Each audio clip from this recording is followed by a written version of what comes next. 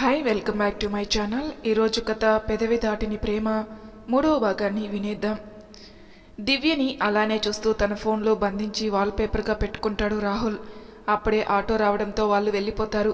దివ్య వాళ్ళని ఫాలో అవుతూ వెనకే వెళ్తారు రాహుల్ వాళ్ళు. కానీ రాహుల్కి హాస్పిటల్ నుండి ఫోన్ రావడంతో హాస్పిటల్కి వెళ్ళిపోతాడు. దివ్య అను సుధా వాళ్ళ ఇంటి ముందు ఆటో దిగి లోపలికి వెళ్తారు. కానీ అప్పటికే పూజ స్టార్ట్ అయిపోతుంది. అందుకని ఎవరికీ డిస్టర్బ్ లేకుండా పక్కకి వెళ్ళి నిలబడతారు. పూజ అయిపోయాక సుధా దివ్య వాళ్ళ దగ్గరికి వచ్చి ఇంత ఆలస్యం ఏమిటి అని అడుగుతుంది. అను దివ్య చీరని చూపించి దీని కారణంగానే అక్క అని అంటుంది. అప్పుడే సుధా వాళ్ళ అత్తగారు శకుంతల గారు దివ్య వాళ్ళ దగ్గరికి వచ్చి అమ్మ సుధా, ఈమె నా స్నేహితురాలు మీనాక్షి, ఒక ఆమెను పరిచయం చేస్తుంది. ఆమె మాట్లాడుతూ మీ వాళ్ళు ఎవరూ రాలేదా అని అడుగుతుంది. శకుంతల గారు మాట్లాడుతూ వాళ్ళ నాన్నగారికి ఏదో పని ఉందని సుధా వాళ్ళ చెల్లి వచ్చింది, పైగా తను ఇక్కడే చదువుతుంది అని దివ్యని చూపిస్తారు. మీనాక్షి గారు దివ్యని చూడగానే ఆమెకు బాగా తెలిసిన అమ్మాయిలా అనిపించి నీ పేరేంటమ్మా, మనం ఇంతకుముందు ఎప్పుడైనా కలుసుకున్నామా అని అడుగుతారు. లేదంటే మనం కలవడం మొదటిసారి, నా పేరు దివ్య అని జవాబిస్తుంది. కానీ తనకు కూడా ఆమెను చూడగానే అలానే అనిపిస్తుంది. శకుంతల గారు మాట్లాడుతూ పెళ్లి సింపుల్గా గుడిలో చేశాం కాబట్టి రాత్రికి రిసెప్షన్ ఏర్పాటు చేశాం, నువ్వు ఇక్కడే ఉండాలి దివ్య అని అడుగుతారు. దివ్య తనకి త్వరలో ఎగ్జామ్స్ ఉన్నాయి, ప్రిపేర్ కావాలి కాబట్టి మేము ఇక్కడ ఉండలేం అని అంటుంది. శకుంతల కూడా దివ్యని ఇబ్బంది పెట్టడం ఎందుకులే అని ఇంకేం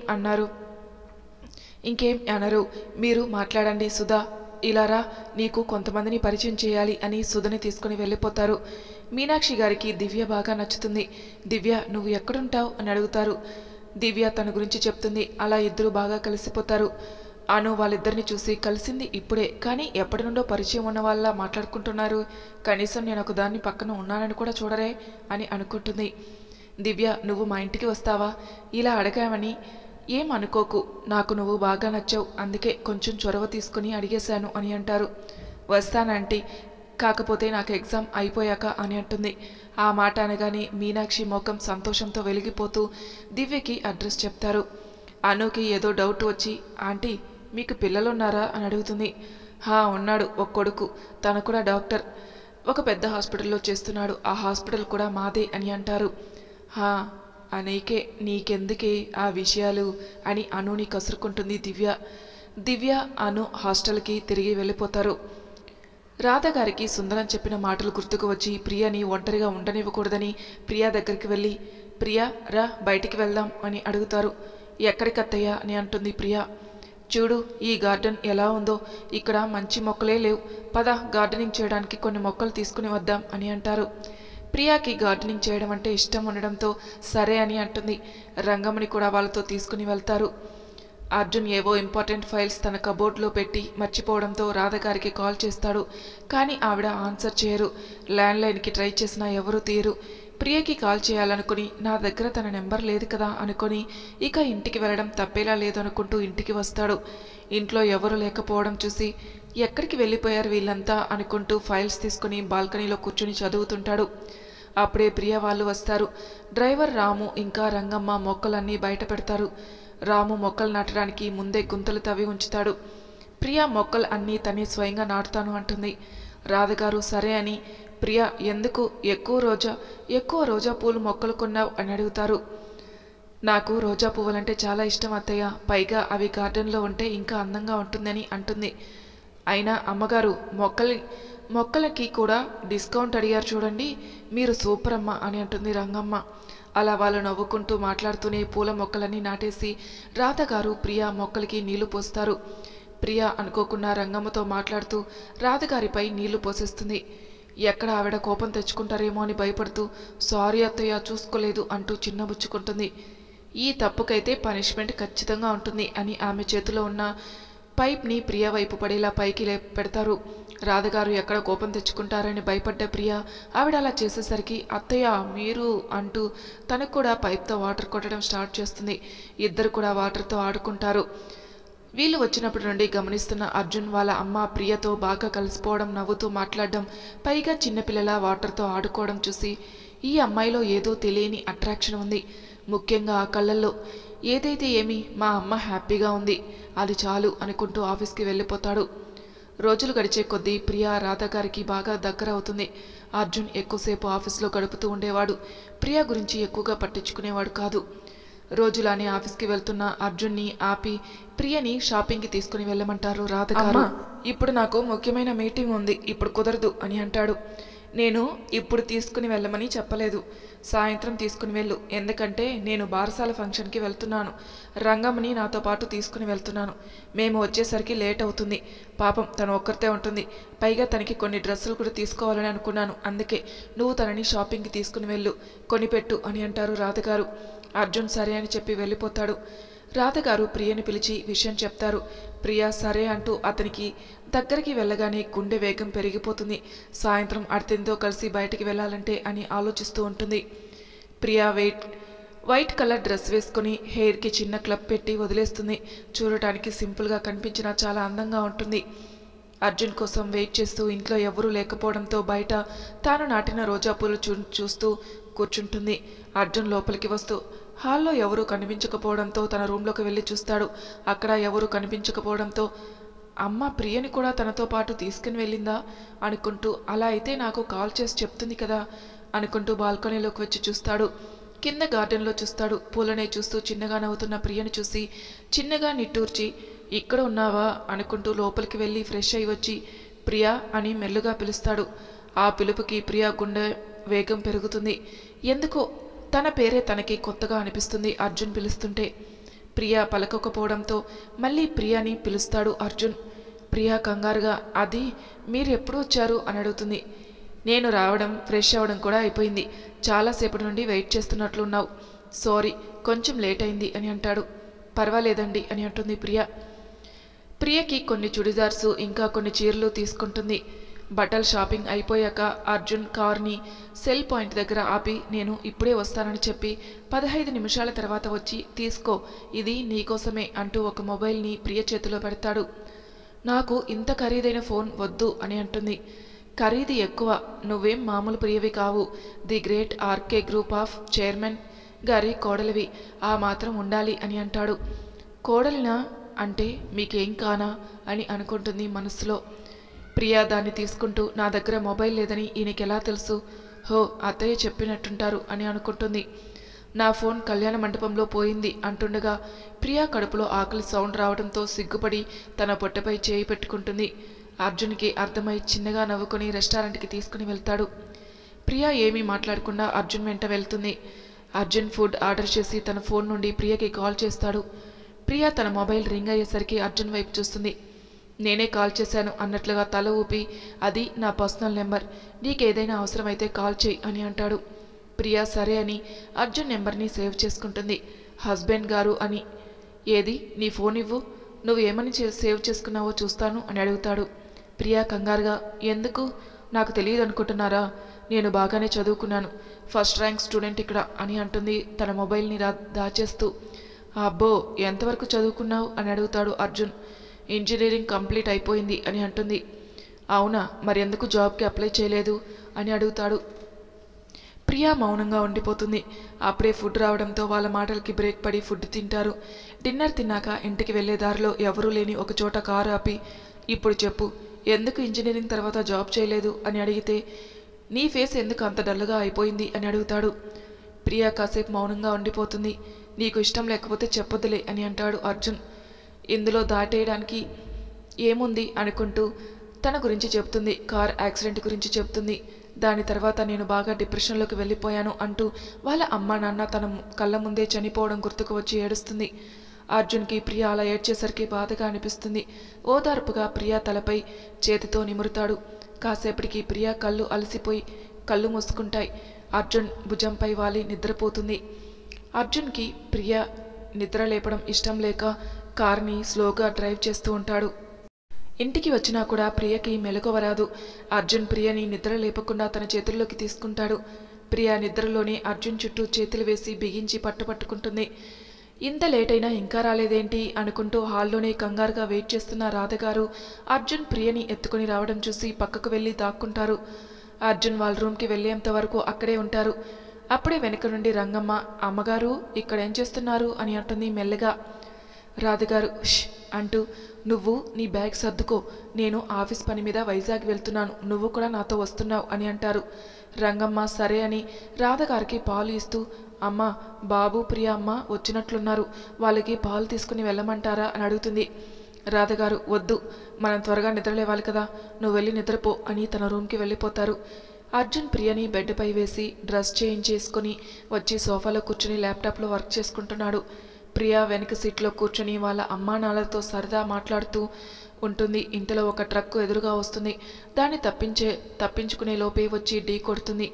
కార్ గాల్లో ఎగిరి తలకిందులుగా పడుతుంది. గట్టిగా అమ్మా అంటూ ప్రియా నిద్రలో ఉలిక్కిపడి లేస్తుంది. అమ్మా నాన్న అంటూ చుట్టూ తడుముకుంటూ ఏడుస్తుంది. అర్జున్ వెంటనే ప్రియా పక్కకి వచ్చి ప్రియా ప్రియా అంటూ గట్టిగా పిలుస్తాడు. అర్జున్ పిలుపులకి ఈ లోకంలోకి వచ్చి ఏడుస్తూ, అర్జున్ గారు అది అమ్మా నాన్న అని మాటలు సరిగ్గా రాక వెక్కి వెక్కి చెప్తుంది. అనవసరంగా తనకి తన ఫాస్ట్ని గుర్తు చేశానే అనుకుని భయపడుకో, నేను ఉన్నాను కదా అంటూ ప్రియ చుట్టూ చేతులు వేసి గుండెలకి హత్తుకుని పట్టుకుంటాడు. ప్రియ అర్జున్ గుండెపై తలపెట్టి కాసేపటికి నిద్రపోతుంది. అర్జున్కి కూడా ఎప్పుడు నిద్ర వచ్చిందో అక్కడే నిద్రపోతాడు. సూర్యకిరణాల కాంతి ప్రియా ముఖంపై పడడంతో నిద్రకి భంగం కలుగుతుంది అని అటువైపుకి తిరుగుతుంది. అర్జున్ ప్రియా కదలడంతో ఇంకొంచెం గట్టిగా హత్తుకుంటాడు నిద్రలోనే. అప్పుడే రాధగారు చెప్పడంతో రంగమ్మ ప్రియని నిద్ర లేపడానికి వచ్చి తలుపు కొడుతుంది. ఆ శబ్దానికి ఇద్దరికి ఒకేసారి మెలకువ వచ్చి ఒకరి కౌగుల్లో ఒకరు ఉండడం చూసుకుని అలా ఒక క్షణం పాటు ఒకరి కళ్ళలోకి ఒకరు చూసుకుని ఉండిపోతారు. మళ్ళీ తలుపులు కొట్టిన శబ్దం విని ప్రియ అర్జున్కి దూరం జరిగి వస్తున్నాను అని అంటుంది. అమ్మగారు టిఫిన్ చేయడానికి రమ్మంటున్నారు అని చెప్పి వెళ్ళిపోతుంది రంగమ్మ.